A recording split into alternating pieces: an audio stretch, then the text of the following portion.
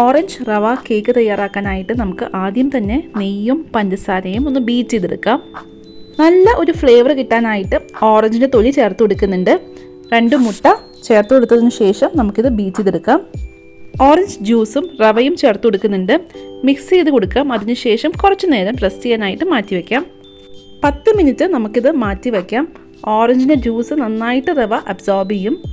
10 മിനിറ്റിന് ശേഷം നമുക്കിതിലേക്ക് തൈര് ചേർത്ത് കൊടുക്കാം. ബേക്കിംഗ് പൗഡർ, ബേക്കിംഗ് സോഡ, ഒരു നുള്ള ഉപ്പ് ചേർക്കുന്നുണ്ട്. നമ്മൾ യൂസ് ചെയ്യുന്ന എല്ലാ ഇൻഗ്രീഡിയൻസും റൂം ടെമ്പറേച്ചറിലാണ്.